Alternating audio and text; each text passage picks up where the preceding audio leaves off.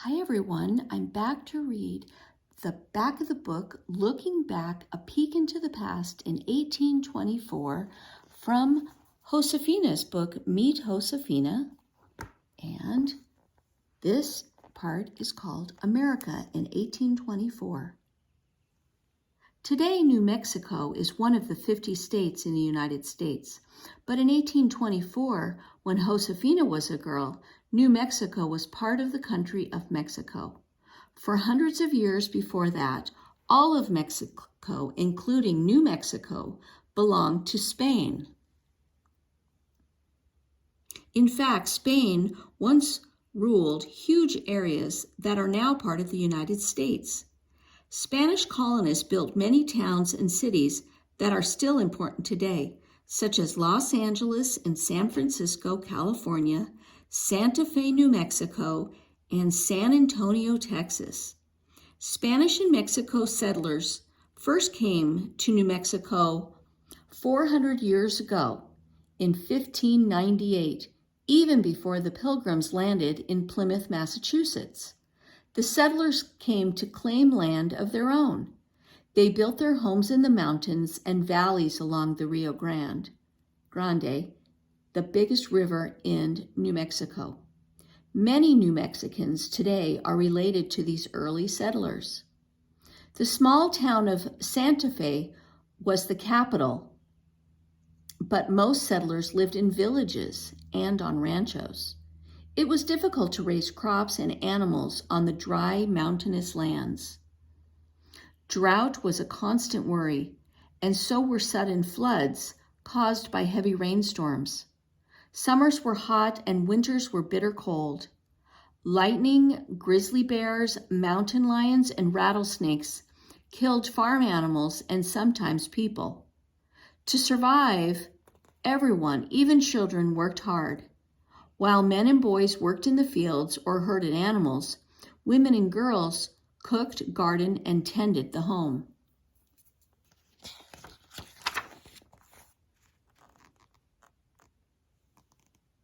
Children like Josefina knew their grandparents, aunts, uncles, and cousins very well.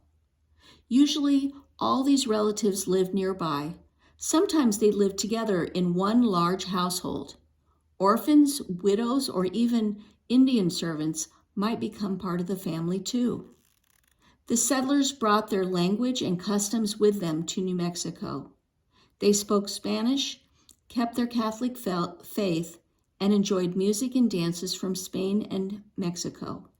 They raised animals that were common in Spain, such as horses, mules, donkeys, oxen, sheep, and chickens. They grew crops that were familiar to them, such as wheat, onions, carrots, apples, and apricots.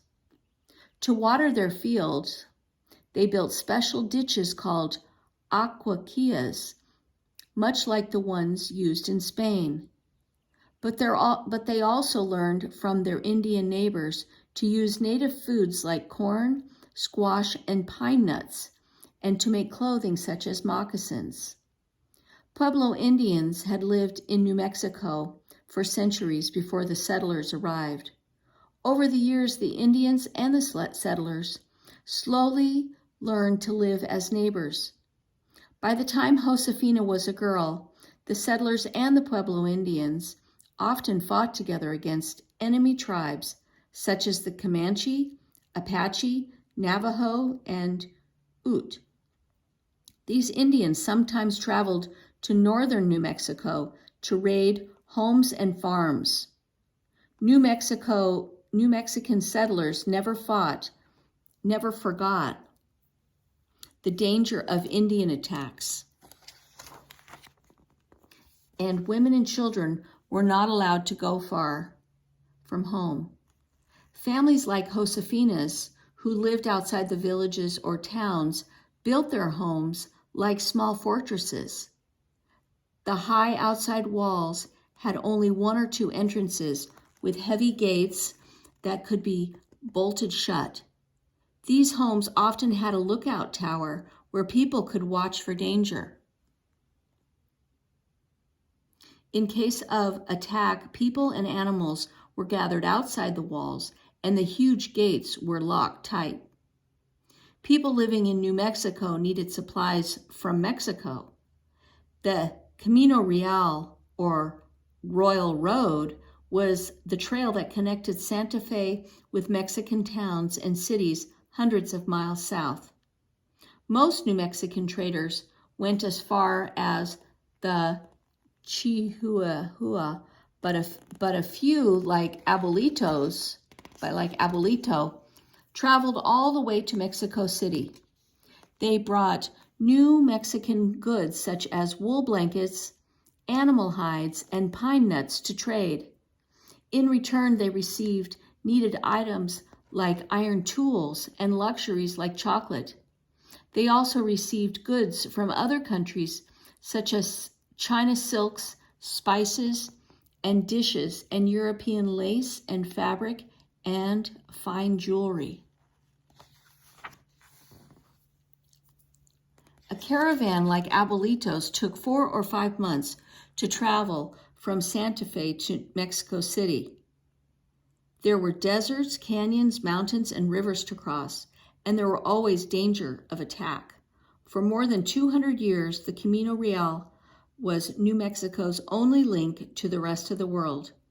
And then in 1821, American traders began leading wagon trains from the state of Missouri to New Mexico. They made an important new trade route, which became known as the Santa Fe Trail. For the first time, people and goods from the United States began flowing into New Mexico.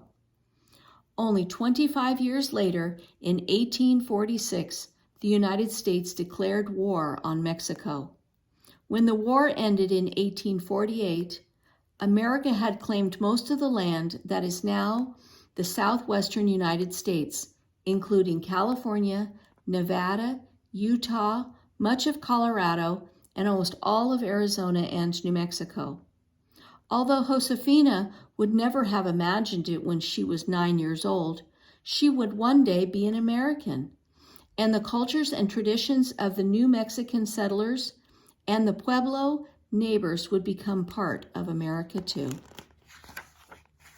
And that is the end of Peek into the Past for our Josefina book, Meet Josefina. Hope you liked it, and we will read book 2 next time.